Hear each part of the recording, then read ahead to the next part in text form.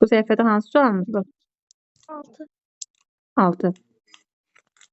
H2O2 manqan 4 oksid iştirakında parçalanır. Nə alınacaq Fatimə? H2O üstə gəlsə O2. Bəli. Onda sual verilir ki, reaksiyadan alınan Y maddəsi üçün hansı ifadə doğru deyil? Reaksiyadan Y maddəsi alınır. O Y maddəsi də bizdə oksigendir. Oksigen üçün deyir, hansı ifadə doğru deyil. 2 atomlu bəsit maddədir, bu doğrudur. Çünki O2 şəklində yazılır. 2 atomludur. O2. Ondan sonra 0,1 molunun kütləsi 3,2-dir. Bəli, onun 1 molunun emeri 32-dir. Yəni 1 molunun kütləsi 32 qramdır. 0,1 molunun kütləsi isə 3,2 qram eləyəcək. Sonra deyir 2,124 litrində 6,2 vuraq 10,22 molekul var. İstənilən qazın 1 molunun həcmi 22,4 litrdir. Deməli 22,4 litrində 6,2 vuraq 10,23 molekul varsa, bəs 2,24-də nə qədər edir? O da 10 dəfə əskik 6,2 vuraq 10,22 eləyəcək. C də doğrudur. Ondan sonra azot 2 oksidlə eyni qabda saxlamaq olar. Xeyr, çünki azot 2 oksidlə o dərhal reaksiya girəcək. Azot 4 oksid əmələ gələcək. Uşaqlar, bu reaksiyaları keçməmişik, düzdür, azot mövzusuna keçməmişik. Ancaq belə yadda saxlayın ki, azot dəyişkən valentlidir. Görürsünüz, sabiti əzbərləmişsiniz, sabitin içində yoxdur. Dəyişkəndirmi? Bəli. Dəyişkəndirsə, o aşağı oksidləşmə dərəcəsi də var, yuxarıda var. Azot 2 oksid deyirsə, NO kimi yazılır. Ondan başqa olaraq azotun 4 valentli, 5 valentli, 5 valentli edirəm, 4 valentli birləşməsi var. 5 valent ola bilməz, çünki azot 2D yoxdur orada. 4 valentli birləşməsi var. Eyni zamanda NiCO3 kimi birləşməsi var. Yəni ki, aşağı oksidləşmə dərəcəsindən yuxarı oksidləşmə dərəcəsinə keçə bilər. NO-da da müsbət 2-dir, çevriləcək olacaq müsbət 4. Aşağı varsa o oksidləşə bilər. Amma artıq məsələn CO2 kimi istəsə, CO2 üstə gələ O2 bu reaksiya getməyəcək məsələn. Çünki karbon qazanın oksidləşmə dərəcəsi 4-cü qrupda yerləşir. Maksimum oksidləşmə dərəcəsi müsbət 4-dür. Bu oksidləşib başqa nə əmələ gələcək? Bu oksidləşib heç bir şey əmələ gətirə bilməyəcək. Çünki bu da CO3 ola bilməz ki, ya da CO4 ola bilməz ki. Maksimum oksidləşmə dərəcəsi müsbət 4-dür. Buradan o tərəfə oksidləşməyəcək. Amma azot yerləşir 5-ci qrupda və maksimum oksidləşmə dərəcəsi müsbət 5-dir. Deməli, bu birləşmənin içərisində müsbət 2-dirsə, alınan birləşmənin içərisində müsbət 4 də ola bilər, müsbət 5 də ola bilər. Əsas budur ki, bu oksidləşə bilər. Oksigen özünə birləşdirib yeni bir birləşmə əmələ gələ bilər. Amma belə bir birləşmə N2O5 üstə gələ O2 versə artıq bu reaksiya getməyəcək. Çünki azotun burada oksidləşmə dərəcəsi müsbət 5-dir, valenti 4-dür. Oksidləşmə dərəcəsi müsbət 5-dir. Oksidləşmə dərəcəsi valent yaratdığı əlaqələrin sayıdır. Oksidləşmə dərəcəsi isə biz bildiyimiz kimi cüt elektron da verə bilir də oksidləşmə dərəcəsi. Deməli, rabitə yaranan zaman verdiyi elektronların sayıdır rabitəyə. Müsbət 5-dir oksidləşmə dərəcəsi və bu oksidləşəndə yeni bir birləşmə əmələ gələ bilməz. Yəni, maksimumu bunun müsbət 5-dir də oradan tərəfə keçmir. Yəni, reaksiyanı bilməsəniz belə ki, mən götürüm azot 2 oksiddir, yazdım bunu NO. Bilmirəm, bu reaksiya gedir, getmir. Onu məntiqlə fikirləşin ki, gələcəkdə də indi o bir dərsləri keçəcək, çox reaksiyaya rast gələcək indi. Hamısını yadda saxlamaq olmur, biraz da məntiq işlətmək lazımdır. Mən fikirləşim ki, burada azot 2 oksiddir. Bəli, azot 5-ci qrupda yerləşir. Azot 2 oksiddə bu müsbət 2-dir. Bu maksimum müsbət 5 ola bilər. Hə, bu artıq oksigen alıb oksidləşə bilər. Aydındırmı?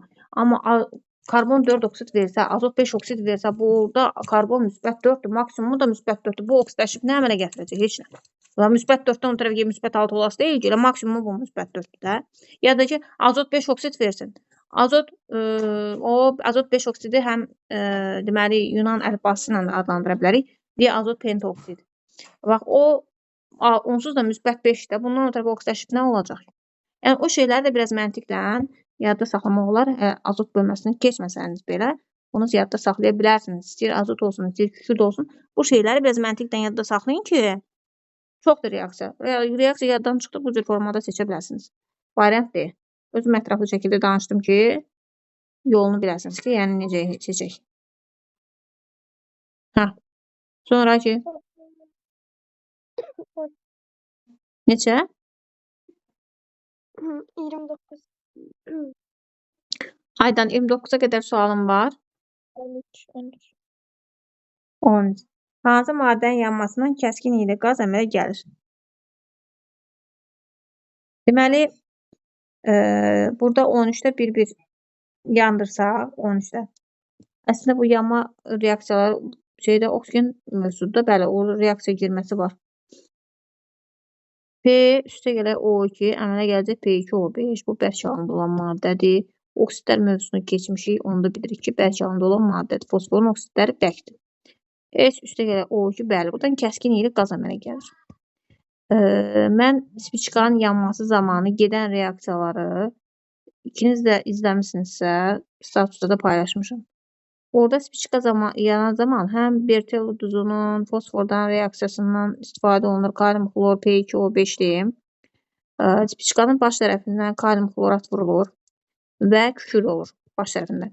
Spiçkanın yan tərəfinə narın əzilmiş şüşə qırıntıları olur və qırmızı fosfor olur. Qırmızı fosfordan kalium xlorat arasında belə bir reaksiya gedir, kalium xlor P2O5 əmələ gəlir. Və spiçkanın baş tərəfindəki oksigen, daha doğrusu kükürt və havanın oksigen hesabına SO2 qaz əmələ gəlir. Ona görə spiçka yananda əmələ gələn ki, I, bax bunun hesabınadır, SO2. Düzdür, orada az miqdarda olduğuna görə biz spiçkanı yandıranda 10 I o qədər bizə təsir eləmir.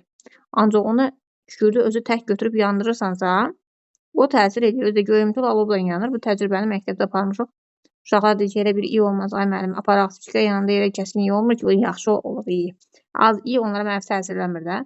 Amma qış vaxtı idi, qapalı bir məkanda bunu yandırdıq. Onun iyi hələ çox cüzi götürmüşdüm. Laborator qaşığının içərisində bir damcı. Onu yandıranda elə bir iyi yayılmış ki, sinif otağından biz pəncərələrə aşmalı olduq ki, iyi kəskin gəlir.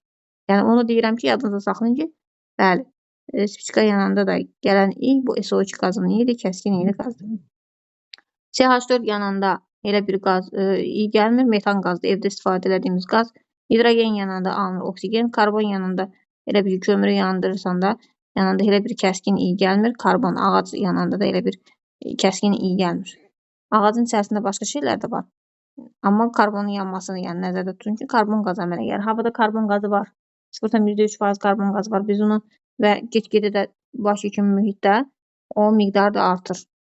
O iyisiz bir qazdır. Sadəcə çoxalmağı nəfəs darlığı verir. Vəssalam, iyi yoxdur. Karbon qazı havada var, iyi yoxdur ki. Bir dənə kəskin iyili kükürdür. Sonra Məndə də bu səhifədə qalmadı. növbəti səhifədə 29 var.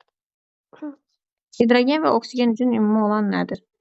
Havadan yüngül olmaları, deməli, bəli, oksigen havadan ağırdır, O2 şəklindədir, hidrogen isə yüngüldür. Gələn metallardan reaksiya daxil olmaları.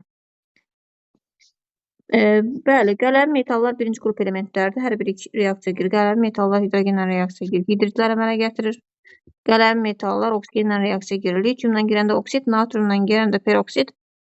Mən buna oksigen dərsini izah edəndə də demişdim. Çünki gələn metallar dərsində də bu sizə lazım olacaq. Kaliumla girəndə isə superoksid əmələ gəlir. Bunlar nə ilə fərqlənir? Oksidləşmə dərəcələri ilə.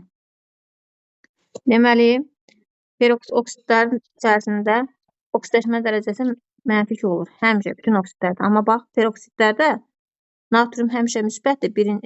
Gələn metallarda həmişə müsbət 1 olur. Qrupun nömrəsindən yox, amma müsbət göstərir. Olar. Metallarda mənfi heç vaxt mənfi göstərə bilməz. Bura qoyuram müsbət 1, vururam ki, müsbət 2. Oksigen olacaq mənfi 1. Vuraq ki, mənfi 2. Bax, burada isə kalium müsbət 1-dir. Gərək oksigen üzərinə mənfi 2-də 1 qoyum ki, 2 ilə 2 ixtisar getsin, mənfi 1 qalsın. Yəni, bunlarda peroksidlərdə baxmayaraq ki, 2 elementdən ibarətdir. Biri metal, biri oksigen. Oksidləşmə dərəcəsi fərqli olduğuna görə fərqli birləşmələr əmələ gəlir. Bunlar oksid deyil. Bu peroksiddir, bu da superoksid.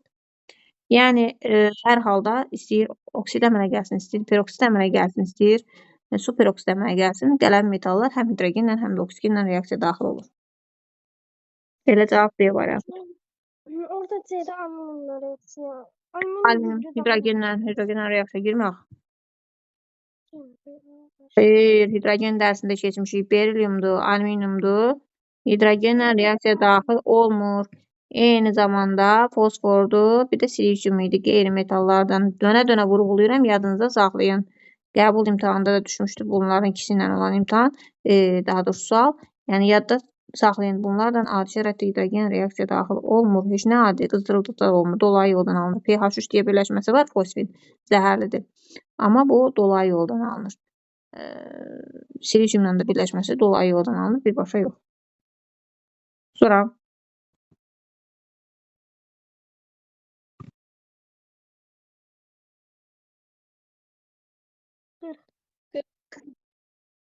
misk sülfat duzunun suda məhlul elektroliz zamanı anodda alınan maddə. Aha.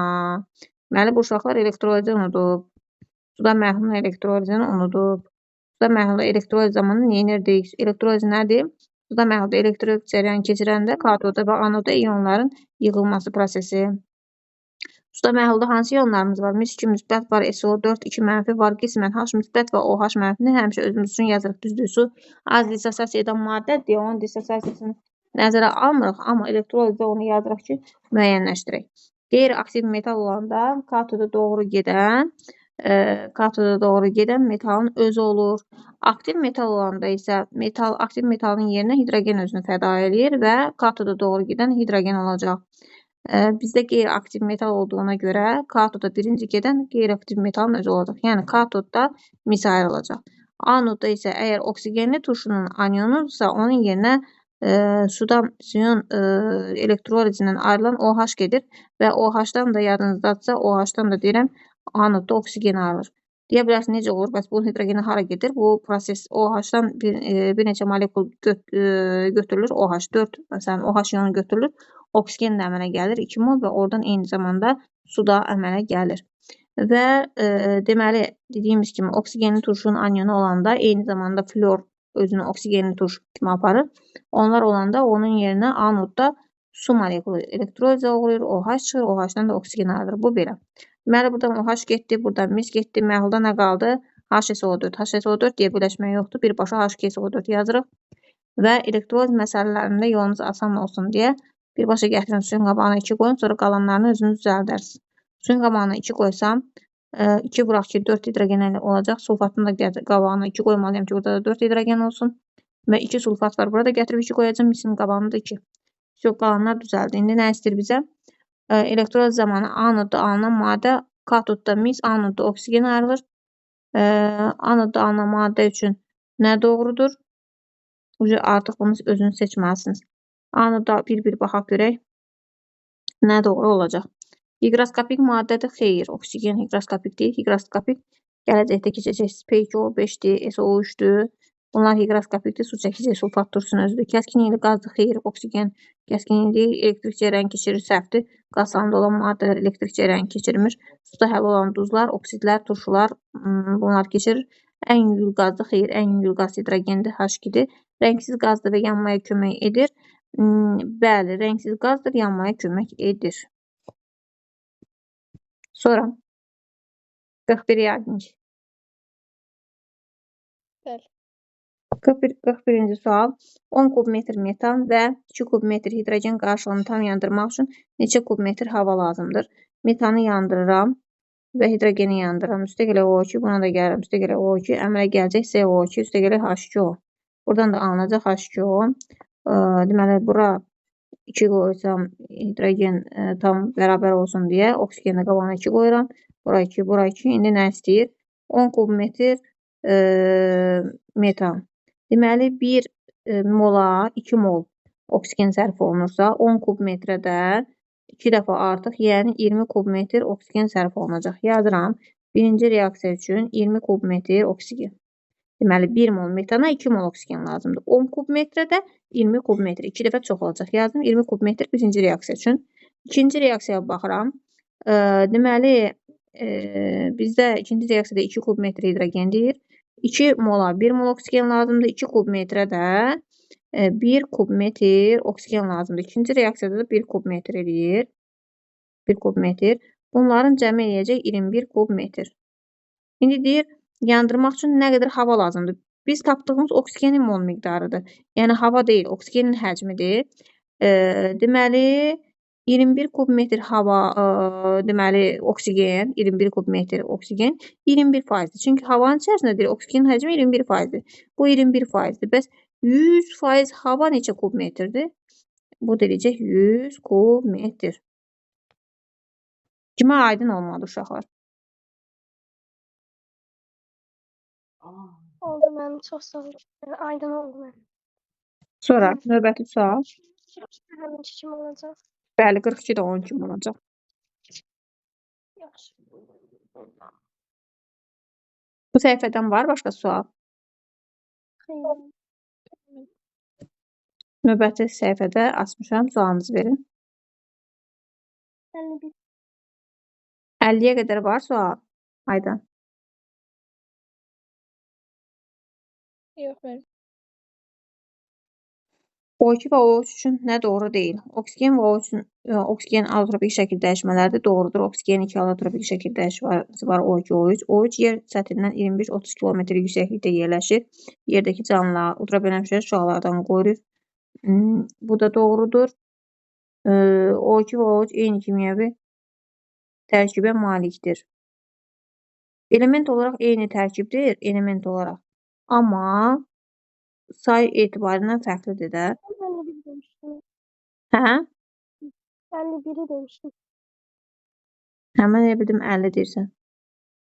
Ben narahat olmam. 51, 11,2 litr karbon 4 oksidin 46,8 qram natrium peroksid reaksiyasında neçə litr oksigen almaq olar? Natrium peroksidin və kalium superoksidin eyni zamanda onun dimeri də götürülə bilər.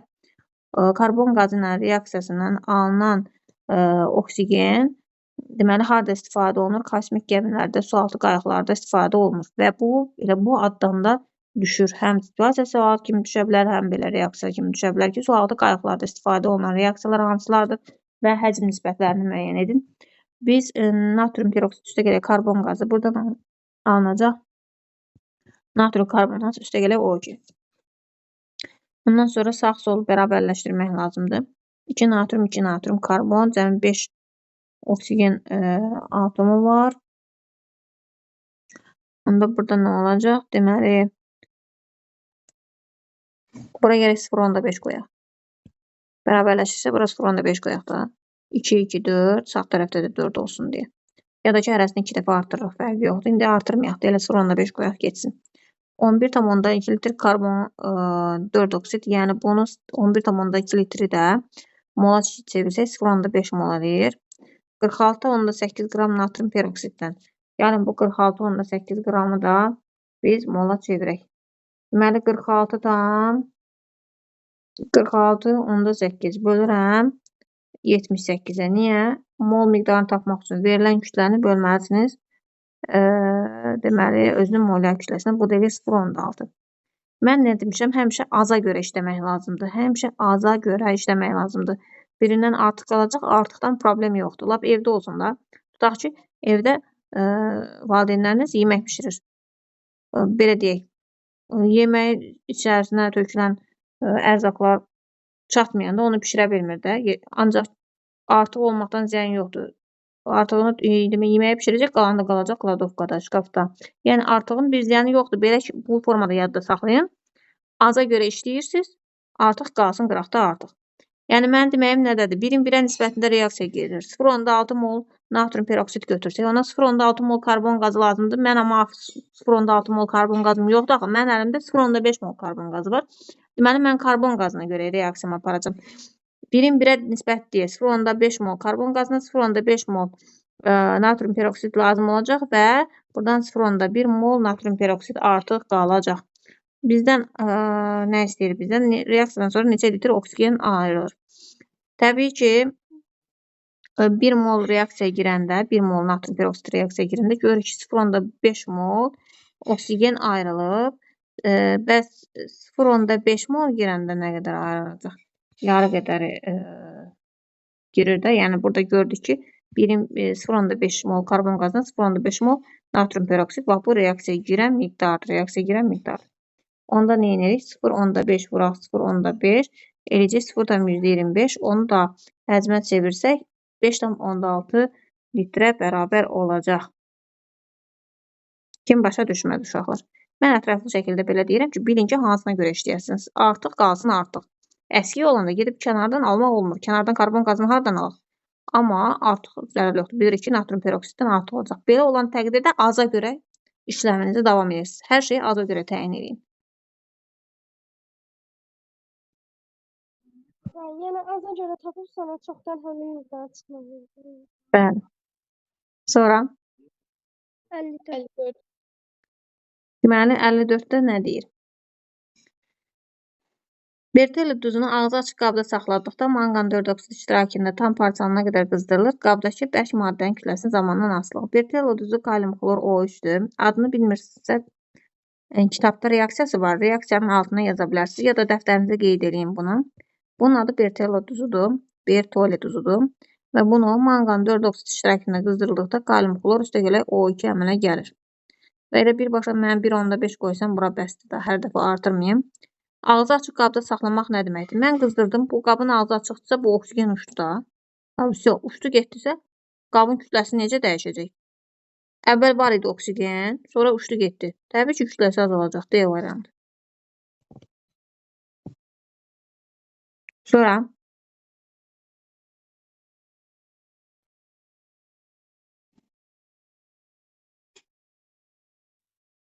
Hələ 8. Mən də sual veriblərəm. Orada əvvəl nə qədər idi? 1,5 qaldı və azalmış sayıldı. əvvəl Bertolli duzunun tərkibində 3 mol idi, 3 oksigen var idi. Sonda 1.5-i oksigen uçdu getdi də, heç bir oksigen qalmadı. Axı kalium xlor qaldı. Məndən bərk kütlə istəyir. Əvvəl kalium xlor OH idi, bərk kütlə, sonda oldu kalium xlor. Oksigen qalmadı, uçdu getdi. Mən başa düşdüm. Çox sağ ol. Hı. Sonra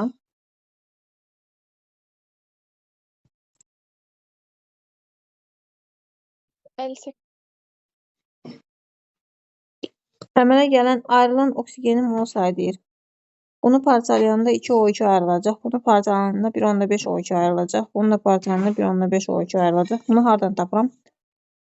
Tərkibindəki oksigen mol miqdarına görə. Yox, əslində natrium nitrit parçalananda hamısı parçalanmır. Yox. Gəlin bunu parçalayaq. Başqa yolu yoxdur. Çünki nitrat parçalananda natrium nitrat eyni zamanda nitrit və oksigen ayrılacaq. Əmələ gələn birləşmənin içərisində də var oksigen. Bunu ayrı-ayrı yazırsınız aydan. Burada elə tapırsınız. Kalium permanganatı parçalayırsan. Kalium 2 manqan O4. Üstə gələk manqan O2. Üstə gələk O2. Kalium xloratı parçalayırsan. Əmələ gəlir kalium xlor. Üstə gələk O2. Sonra natrium nitratı parçalayırsan. Oradan da alınacaq natrium nitrit. Üstə gələk O2. Şu. Burada hər birini yazandan sonra oksigen qabağındakiləri tapıb əmsallaşdırandan sonra oksigen qabağında əmsallar nədirsə tapıb protu cəmləmək lazımdır. Bu reaksiyalarda kitabda var. Sonra Oldu mən. bu səhifədə yoxdur yəqin ki. Keçdik bu səhifəyə. Bu səhifədə hansı suallardır? 65. 64, 65, 5.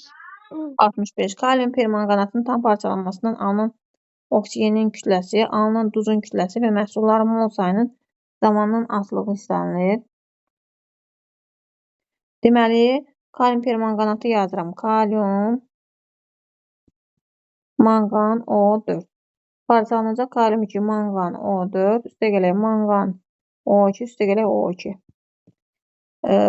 Ayrılan oksigenin kütləsidir. Əvvəl oksigen var idi. Reaksiyanın əvvəlində. Yox, düzdür. Amma sonda var. Oksigeni də X-dən işarə ediblər. Əvvəl oksigen yox idi, sonra var. Deməli, oksigenin kütləsi necə dəyişdi? Artdı. Yox idi də əvvəl. 0 idi. Sonra artdı. Sonra alınan duzun kütləsi deyir. Alınan duzun kütləsi. Deməli, alınan duzun kütləsi necə dəyişəcək? Artacaq. Amma bizdə azalma verir. Bax burada. Burada kalium manqan O4. Burada kalium 2 manqan O4. Kaliumun sayı artıb da 2 dəfə. Kaliumun əlbəttə ki, kütləsi 39-dur və 2 dəfə artacaq burada. Kalium kütləsi. Deməli, duzun da kütləsi artmış olacaq. Bu oksiddir. Bu da sadəcə bəsit oksigen qazı. Duz bunlardır. Kalium manqanat, kalium permanganat. Deyə bilərsiniz, mənim bu hansı turşuya aiddir? Turşular keçmişdik. Bu H manqan O4, bu permanganatdır. Bu H2 manqan O4, bu manqanat turşusudur. Bu da onların duzlarıdır. Təbii ki, duzun kütləsi artmış olacaq, amma bizdə azalmadır. Bu getmir. Məhsulların mol sayı əvvəl 1 mol idisə, bura əslində əmsallaşdıranda 2 düşür. Əvvəl 2 mol idisə, sonunda 1. Bu, 1 bu, 1 də bu. Oldu mu 3 mol? Əvvəl 2 mol idi, sonra oldu 3 mol. Ümumiyyətlə, deməli, götürsək, mol sayı necə dəyişir? Artım var. Məhsulların mol sayı dediyinə görə, əvvəl məhsul var idi ki, 11 mol sayda olsun. Əvvəl reaksiya giren maddələrdir. Əvvəl məhsul yox idi, 0. Sonra məhsul oldu, artım müşahidə olundu. Burada da eləyəcək cavab 1, 3 D variantı. Biraz belə şeylərdən. Hə də 1, 3 də D variantı cavab. Artım olur da, bəli. Sonra Onda 66 dənə işləyəcək. bəli. Bəs 68-dən necə olacaq? O hamısından asatdı, inanırsınız. Dəmir üstə gələ O2 əmələ gələcək. Ferium 3O4. Əvvəl bərk kütlə, bunun qabağına 3 qoyuram, bunun qabağına 2 qoyuram. Əvvəl 3 mol dəmir idi, sonunda ferium 3O4 oksigen də gedib birləşib. Ümumiyyətlə, metal oksidləri hamısı bərk haldadır. Qeyri-metal oksidlərindən, metal oksidlərindən bir də manqan 2O7 estağfurullah, manqan 2O7 mayedir. Hamısı bərk haldadır. Və ferium 3O4 burada gördüyümüz kimi bərk haldadır. Hamısı deməyək də, onu da əksəriyyəti deyək. Məsələn, dəmirin təbii ki, oksidi bərk halda olacaq. Bu elə bir korroziya olunmuş formadır, maqnetitdir, belə. Artım varmı? Var. Əvvəl 3 mol dəmirdir, sonra gedib 4 mol oksigenlə birləşdi. Yenə də bərk kütlə artmış oldu. Artım 1 bura aiddir. Yəni, birinciyə 1. Sonra deyir ki, dəyişməyib. Mis 2 oksid. Oksidləşməyəcək. Mis 1 və 2 valentli olur. Burada da misin valenti 2-dir, oksigen 2, bu da 2. Hatta bu oksidləşmə nə əmələ gətirəcək ki? 1-2 valentli olur da. 3 valentli birləşməsi olmur ki, təzən bir oksidləşsin. Ümumiyyətlə, bu reaksiya getmir, reaksiya dəyişmir. İkinciyə aiddir 3 və azalma da müşahidə olunur 2-də. Niyə? Karbondur, kömürdür, yandırıram. Uçub gedəcək qaz şəklində, heç nə qalmayacaq. Gedib düşəcək aşağı. Deməli, birinciyə aiddir 1, ikinciyə aiddir 3, üçüncüyə də aiddir 2. D variantı uyğun gəlir. Kim başa düşməlidir uşaqlar? Başa düşməyəcək. Aslında asandır, bir şey sabitdir. Neçənci sual? Bu səhifədə yoxdur.